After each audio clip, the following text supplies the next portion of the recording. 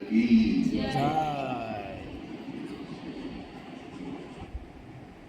जय श्री श्री राधा दामोदरे भक्त की जय। जय भगवत कथा की जय।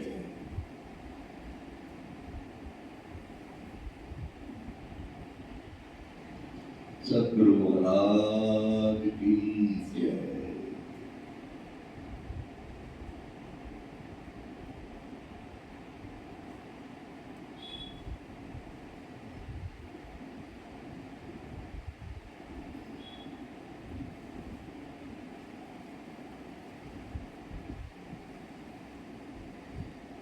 शुभ अक्षय तृतीया।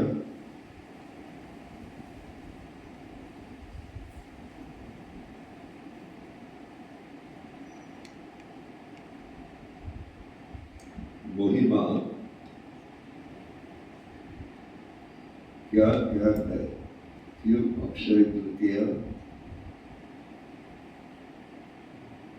इतना प्रसिद्ध है?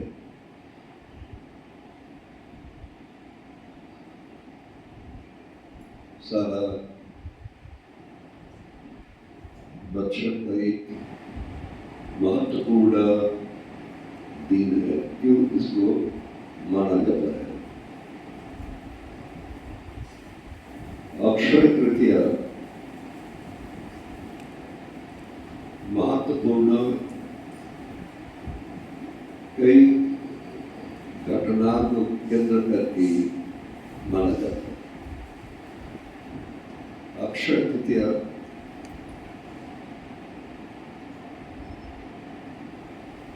इसीलिए अक्षय तृतीया का महिमा 18 से लेकर 20 को बताया।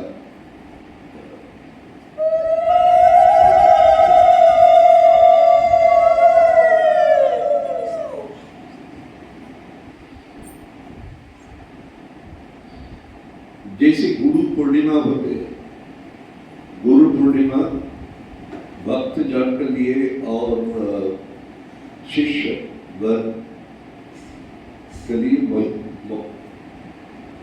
महत्वपूर्ण है।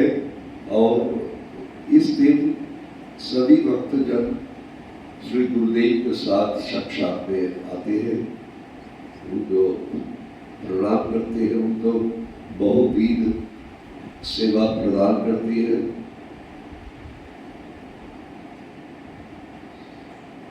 और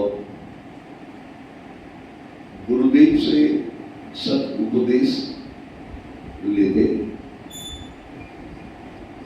वैसी अक्षय पूर्णिमा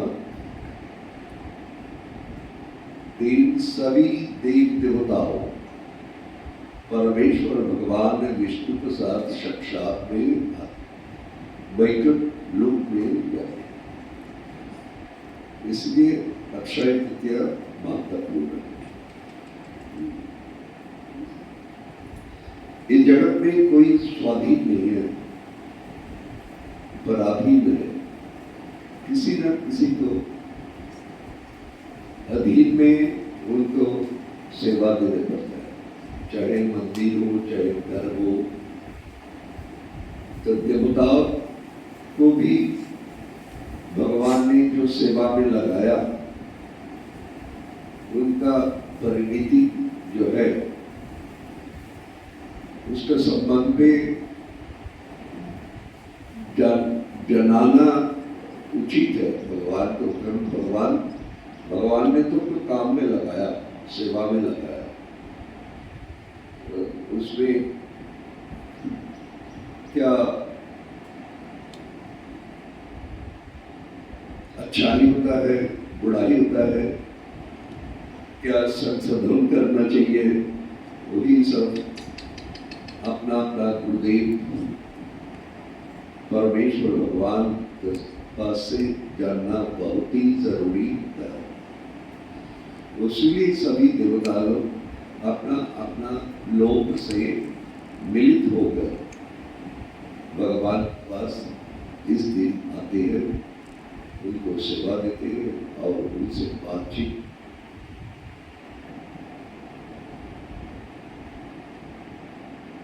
करते हैं।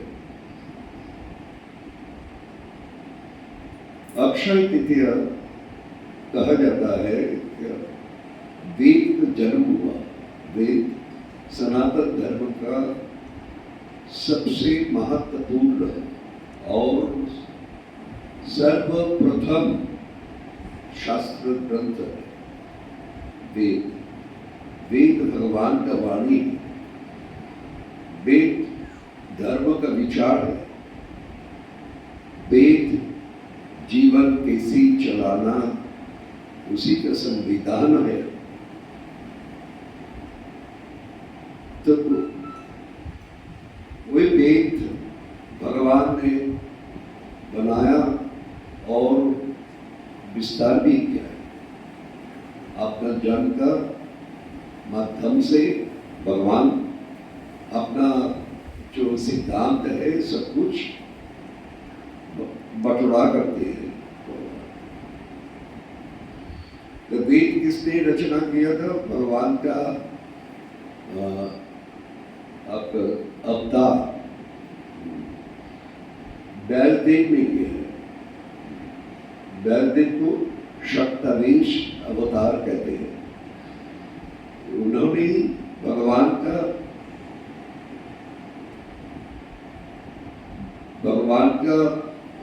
निर्देश अनुसार में सभी धर्म ग्रंथ से रचना किया है। जैसे महाभारत रचना किया है, गीता रचना नहीं किया।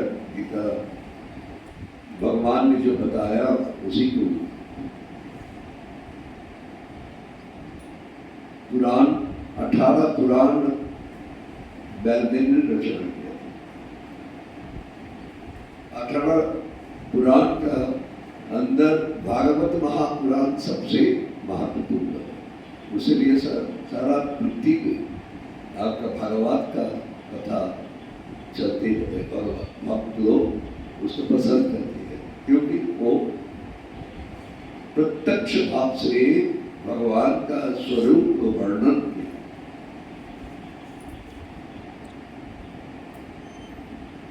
सभी पुराण महत्वपूर्ण है, लेकिन भागवत महापुराण बैलदेव ने रचना किया है।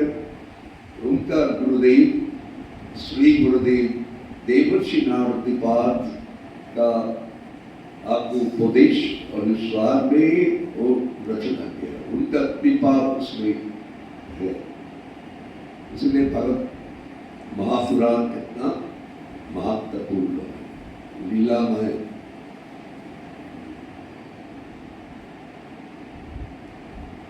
तो वेद 4 खंड का वेद है, ऋग साम यजु अथर्व। बैलदेव का शिष्यगण 4 वेद का विस्तारित भाव में वर्णन किया है।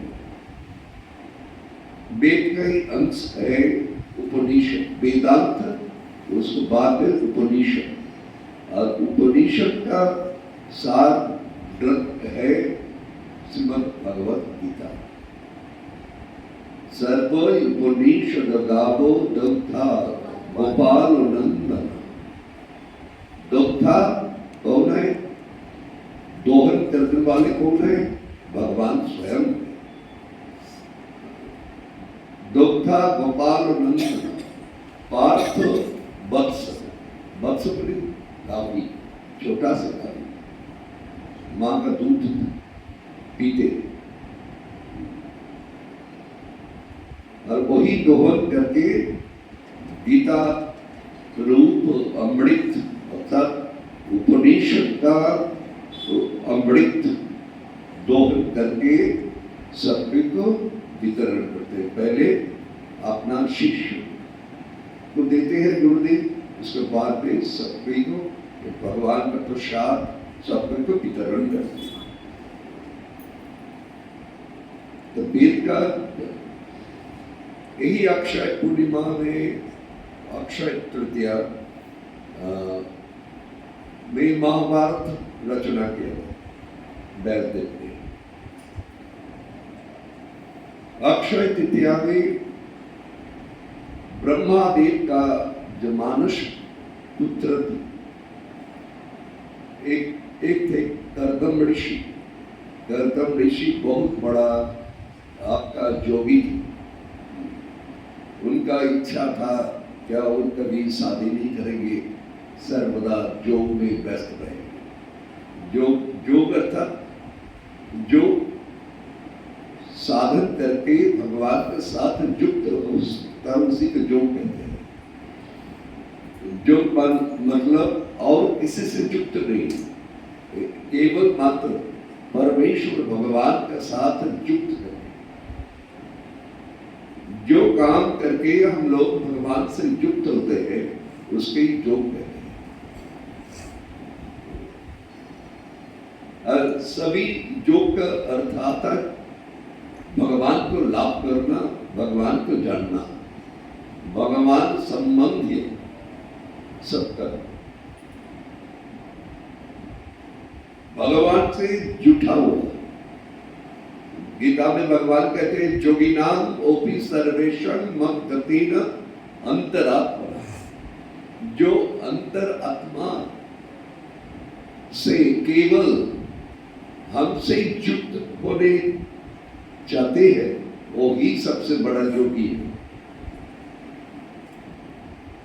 योगी का मतलब ये नहीं क्या भगवान का तपस्या करे और भगवान को वर प्रदान करे जिससे वो बड़ा हो जाए, उनका काफी विभूति मिल जाए और वो विभूति का चमकदारी से वो अपने को भगवान बना ले। वो योग मतलब वो नहीं है। योग मतलब है भगवान को पाना। भक्त लोग कहते हैं हमको कुछ नहीं चाहिए। जैसे ध्रुव महाराज जो किया था तो भगवान नारायण संत चक्र पद्मधारी नारायण आगे बोले तुम क्या मानो? बोला हम क्या माने, हम आया तो था संकल्प करके आया था क्या हम पिता को खुश करके मैया को खुश करके हम पिता का सिंहासन लाभ कर सके, इसलिए आपका तपस्या किया है। लेकिन आपको देखकर हमने सब भूल गया। जब आपको देखा है आपने प्रकट हुआ, हमने सब भूल गया तो हमको कुछ नहीं चाहिए। तो भक्त जन जो है तो भगवान के पास से भौतिक कोई वस्तु लाभ करने का इच्छा प्रकाश नहीं करते। गीता में कहते हैं वेदेषु यज्ञेषु तपः शुचैव दानेषु यत् प्रतिफल प्रतिष्ठितेति तत्सर्वमिदं विदित्वा योगी परम स्थानम उपैति जात्यः। योगी जो है वो जानते हैं तपस्या करने से पुण्य लाभ होता है एवं उससे बहुत कुछ मिल सकता है।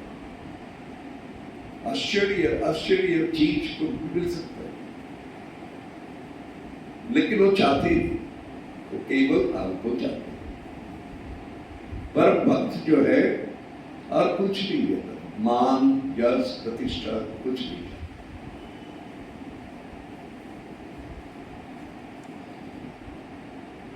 तो वेद जी ने गीता को प्रणयन किया।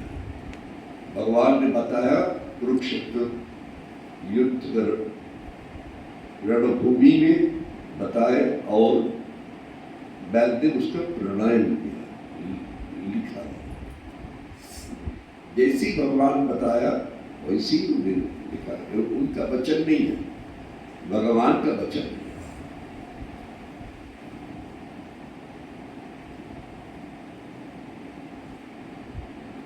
अक्षय तृतीया में और क्या महिमा,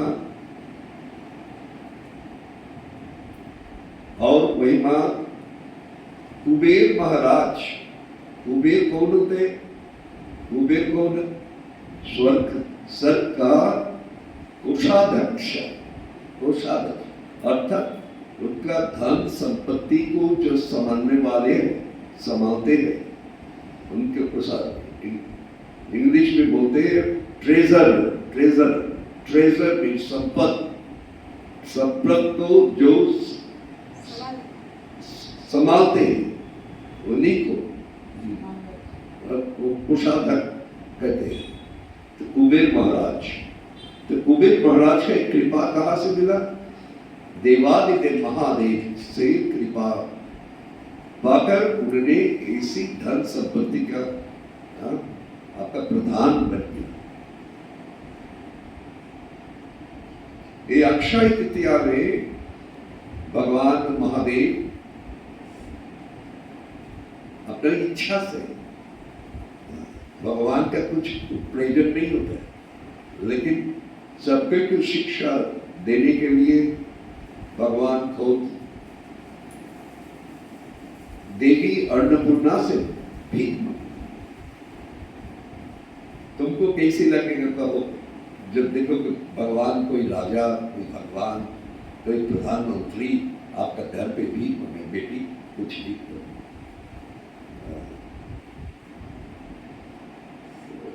हमको एक सज्जन ने बताया था, देखिए सबसे कठिन काम जो है वो हम लोग करते हैं, हम लोग नहीं करते। हमको बताया था, उनके पास कलेक्शन में किया था कलकत्ता में।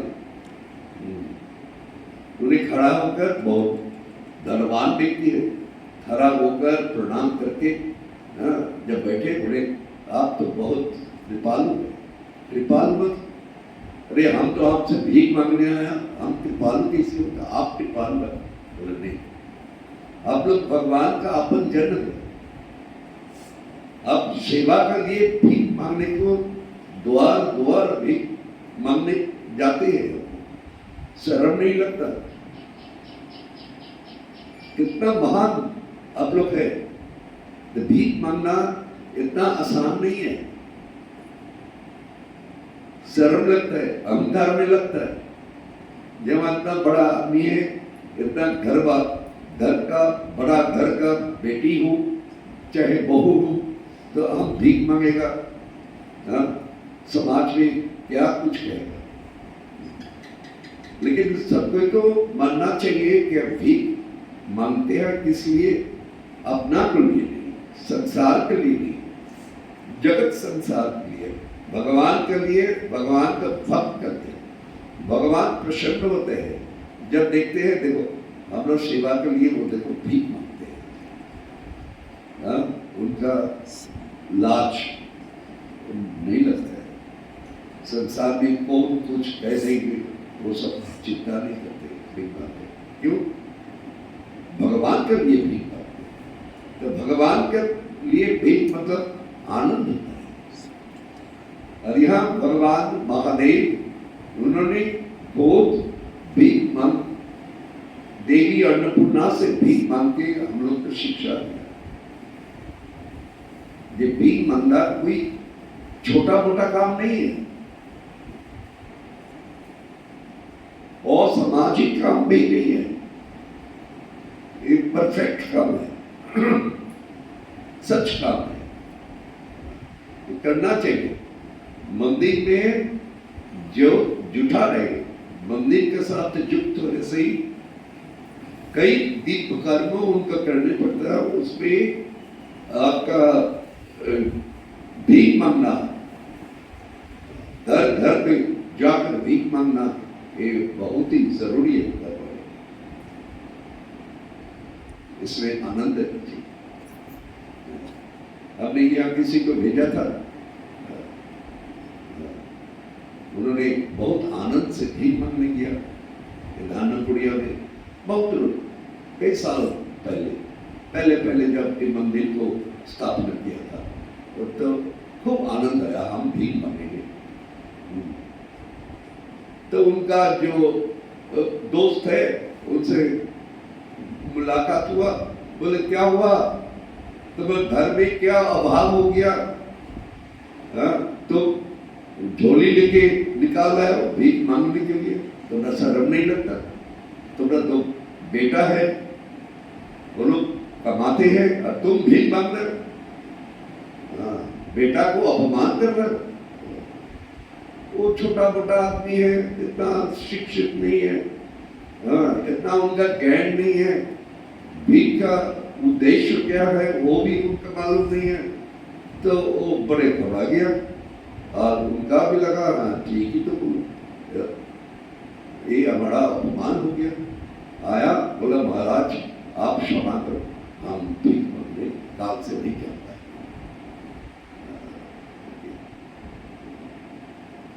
उनका हालत अभी को अच्छा नहीं है।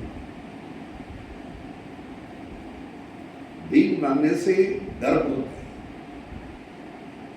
कितना आनंद है। हम लोग जब कलेक्शन में जाते हैं तो आनंद होता है भीख मांगने। इसीलिए तो हमारा जो सज्जन है, जिस सज्जन का उन्होंने बताया आप लोग भगवान का अति प्रिय जन है, आप भीख मांगने आते हैं भगवान के लिए। तो महादेव ने भीख मांगकर हम लोग का शिक्षा दिया।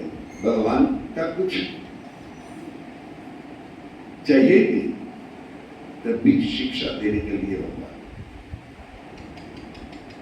अक्षय तृतीया में आपका जैसे चंदन यात्रा शुरू होता है, वैष्णव जन के लिए चंदन यात्रा भी एक महत्वपूर्ण तिथि है, उत्सव है।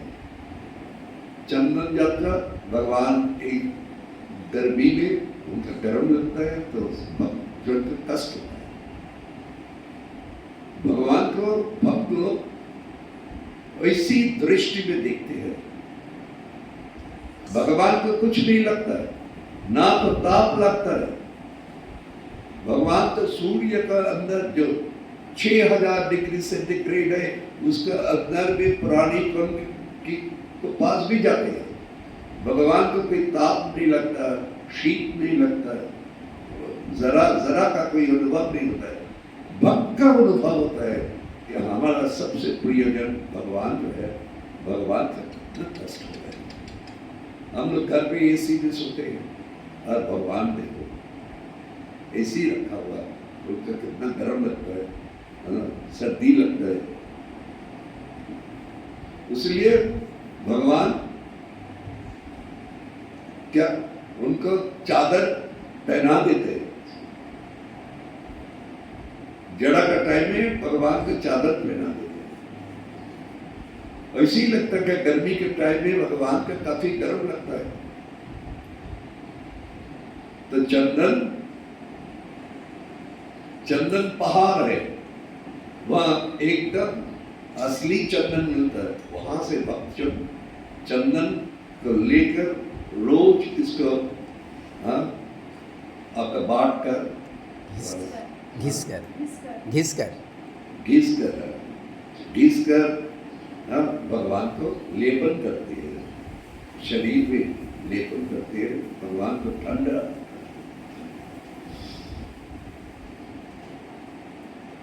अक्षय तृतीया और कई महत्व है। एक तो है जगन्नाथ श्री श्री जगन्नाथ बलदेव सुभद्रा महारानी का जो रथ जो निकालते हैं, मासी के घर पे जाती है, वही रथ उनने उसे रथ बनाया जाता है, शुरुआत होता है। अक्षय तृतीया में नया कष्ट करके दारू विग्रह, दारू से आपका कोई रथ बनाया जाता है, ये भी महत्वपूर्ण है। अक्षय तृतीया में द्रौपदी का वस्त्र हरण जो है, वस्त्र के जगत में सभी को जानते हैं द्रौपदी का वस्त्र हरण लीला। किस लिए द्रौपदी का वस्त्र हरण हुआ था सबको तो मालूम है।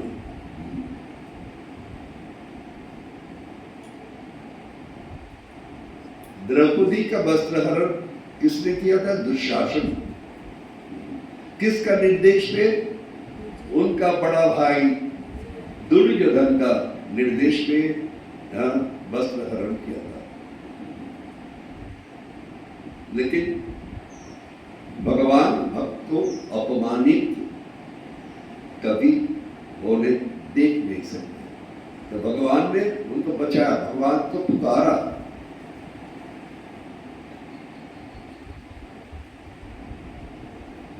द्रौपदी बहुत चेष्टा किया क्या, उनका जो आपत्तिजन है, श्रद्धेय महाजन जितना है उनको जरूर बचाए, अपकर्म से उनको बचाएंगे, जगत को शिक्षा देंगे, ये ऐसी कर्म करना नहीं चाहिए।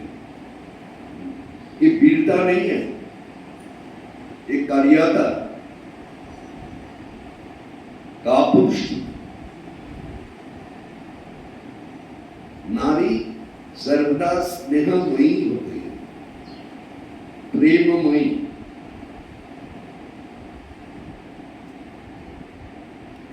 तो उसीलिए द्रौपदी ने भगवान को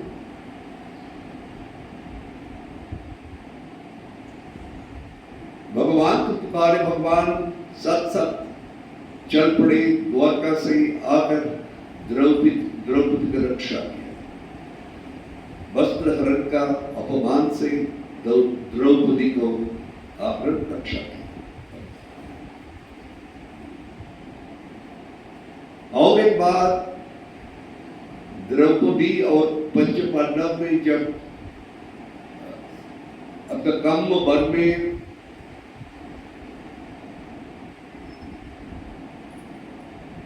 साल का वनवास और 1 साल अज्ञातवास में निकले, तो दुष्ट दुर्योधन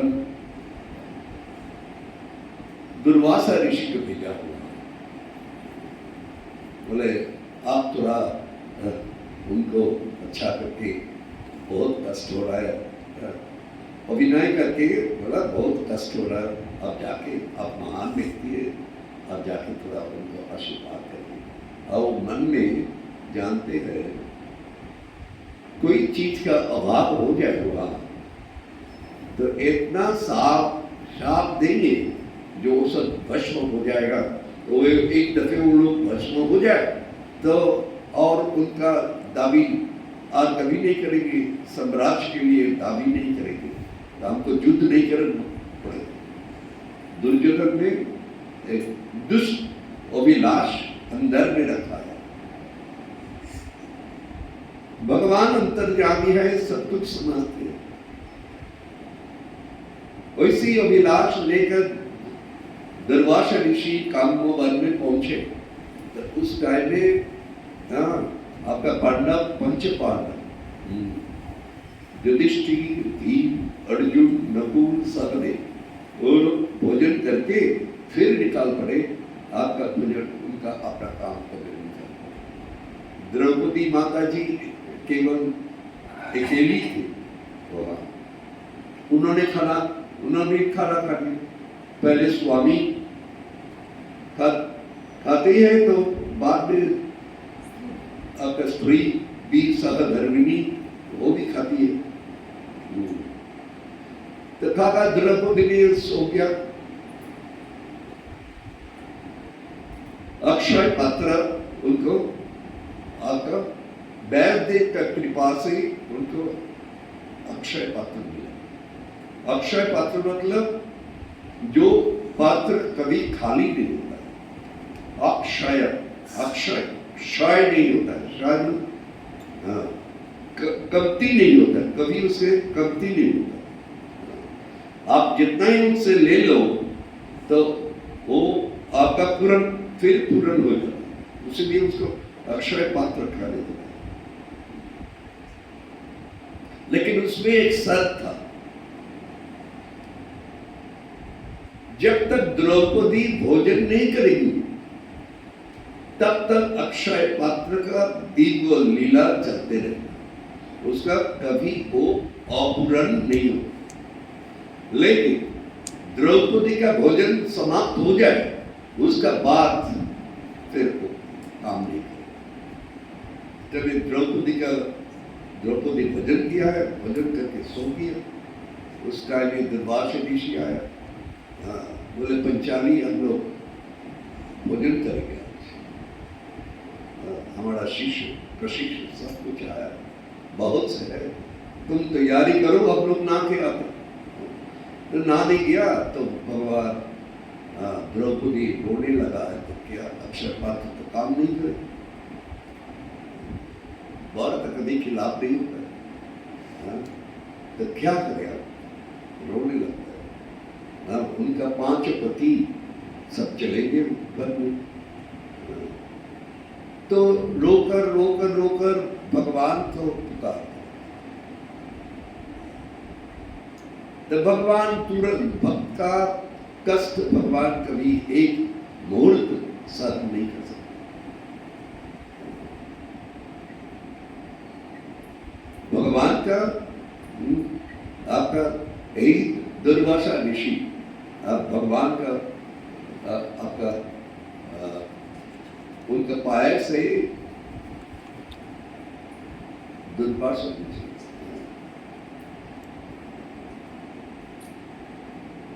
गर्ग मुनि, गर्ग मुनि जिसके ऊपर सब मुनि ऋषिगण, उनका एक भगवान कौन है उसका निर्णय करने के लिए भेजा था गर्ग मुनि को।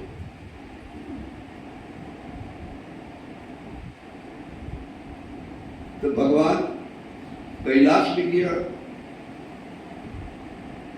गर्ग मुनि आपका कैलाश भी गया, उसके बाद में ब्रह्मलोक भी गया, उसके बाद में विष्णु लोक भी गया। विष्णु लोक में जब देखा क्या भगवान लक्ष्मी देवी से सेवा लेते हैं, तो उनका बहुत गुस्सा आ गया, तो बोले ये मर्द भूमि में आदमी सब कितना कष्ट में रहते हैं और भगवान यहाँ इतना आराम करते हैं। तो उनका क्या लात मारा, तो दौड़ आके उनका भूख में लात मारा, भगवान ने गुस्सा नहीं। भगवान कहते हैं हमको चाहे जितना कष्ट दो, हमारा कष्ट नहीं लगता, लेकिन जब कोई हमारा भक्त हो थोड़ा से भी कष्ट दे तो वो हमसा। भगवान के स्वरूप ही ऐसी है, हम भक्त का दास हो और भक्त का कोई कष्ट हम सहन नहीं कर सकते, भगवान का स्वरूप ऐसी है। तो उसी दिन से मुनि आपका उनका अनुभूति हुआ क्या भगवान विष्णु परमेश्वर भगवान, इनका उनका सकल शक्ति सबसे ज्यादा है। सृष्टि स्थिति और प्रलय भी उनका निर्देश में प्रलय भी होता है।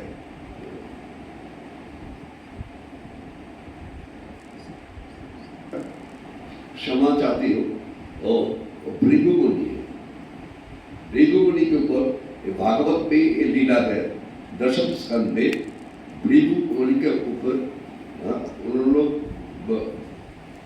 दायित्व दिया कि कौन सबसे बड़ा भगवान कौन है जिसको हम लोग सम्मान करें।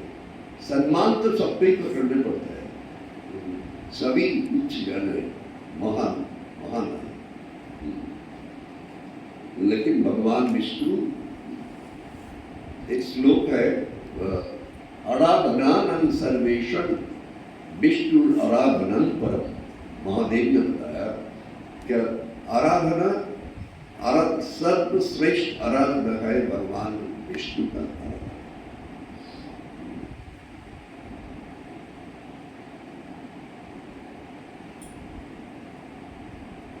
तो भगवान को पुकारा द्रौपदी हे माधव, तुम ही हमको बचा सकते हो, नहीं तो दुर्वासा ऋषि का कोप से हमको कोई नहीं बचा सकता, क्योंकि हमारे पास कुछ है ही नहीं, हम क्या दें। तो भगवान तुरंत द्वारका से आए, द्वारका से आकर उन्होंने भी भीख मांगी, बोले बच्चाली अब बहुत भूखी है, भूख लगी है, हाँ, बहुत दूर से आया हूँ, द्वारका से आया हूँ, बहुत भूख लगे तो हमको कुछ खाने का दो। देखा कि भगवान फिर भूख लगे तो बोले कुछ तो है ही नहीं, तुमको क्या दूंगा, हम तो खाना खा के सो गए। और अक्षय पात्र का कृपा तभी होता है जब तक आप नहीं खाते हैं। तो भगवान ने जोर पूर्वक, बल पूर्वक वहां से एक एक अन्न वहां से मिला, वहां से खाया तो उनका परितृप्त हो गया। जब भगवान ने परितृप्त हो गया तो देखा क्या, वो जो सब नहाने गया था दुर्वासा ऋषि, उनका शिष्य गण नहाने गया था, उनका भी परितृप्त हो गया। तब उन्होंने वहां से वापस चले गया, तो भगवान ने द्रौपदी को बचा दिया। भगवान इतनी कृपालु है, कभी नहीं सोचना ऐसी क्या हमारा कोई नहीं है।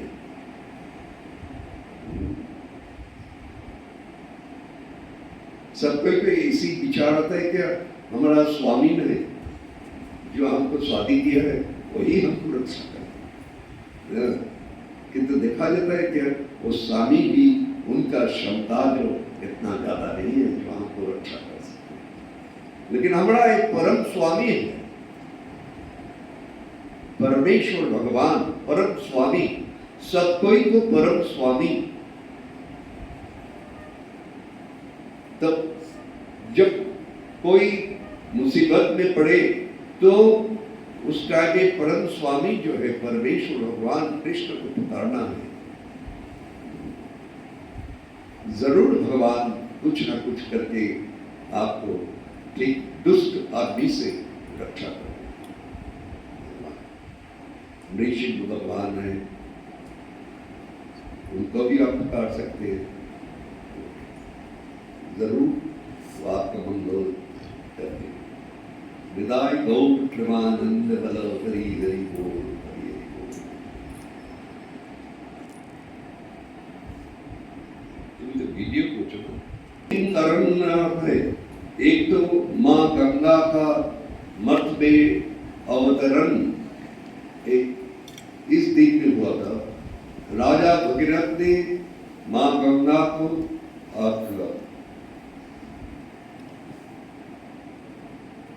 मठ में आपका अवतरण किया था। भगीरथ किस कारण से, आपका सगर महाराज का, भगीरथ का जो पूर्व जन्म 60,000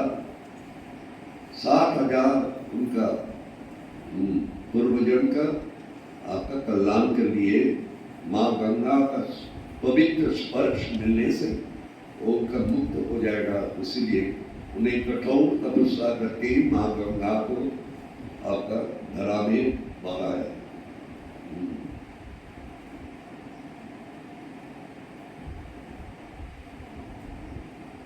भगवान विष्णु का षष्ठ अवतार परशुराम का जन्म इस दिन में हुआ था।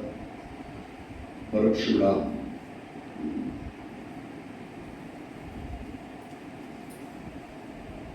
और एक महत्वपूर्ण और एक है, इसी दिन में दरिद्र भगवान का प्रिय मित्र सुदामा जी, उन्होंने आपका भगवान के साथ मिलन किया था। कहा द्वारका से, पोरबंदर से द्वारका उन्होंने गया भगवान के साथ। भगवान द्वारका का राजा भगवान श्री कृष्ण से सका, और उनका भगवान का कृपा से उनका लक्ष्मी लाभ हुआ। भगवान जो कुछ नहीं चाहते हैं उसको सब कुछ दे देते। जो लोभी होते हैं भगवान उनको उनका धन आपका अपहरण कर लेते हैं, और जो लोभी नहीं है, निष्कामी है, उनको भगवान दिल खुल सब कुछ दे देते। सुदामा जी को इतना कृपा किया, जो द्वारका में जो राज प्रसाद है सबको 16,008 राज प्रसाद बनाए थे, अगर विश्व बता दें। उसी एक राज प्रसाद सुदामा को भगवान ने कृपा किया है, क्योंकि वो लोभी नहीं था, कभी भगवान से कृपण था।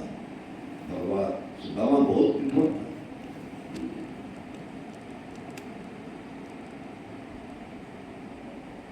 सुदामा जी को भगवान बहुत कृपा किया।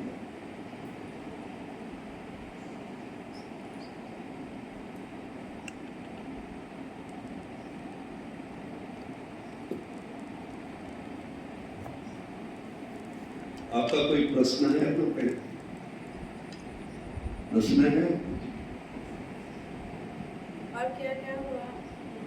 और कुछ भी हुआ था? हमरा अभी तो जानकारी है नहीं। सत्ययुग से त्रेता युग। हाँ जी।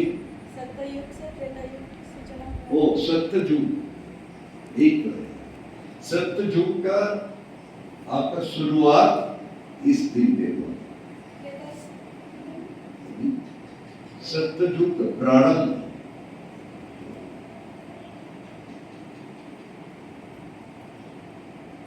कितना युग है? 4 युग है। ये 4 युग मिलकर उनको कहते हैं देवयुग। सत्ययुग, त्रेता युग, द्वापर युग और कलियुग। समय कलियुग 4 लाख का है। त्रेता एक दीर्घयुग है 42 लाख। 4,32,000 बत्सर है कलियुग। उसका कितना साल हुआ? 5,200 साल और बहुत से बाकी है। सत्ययुग का प्रारंभ हुआ था इसमें ब्रह्मा का जन्म से, ब्रह्मा का आविर्भाव के बाद 26 सप्तम मनु का राज चल रहा है।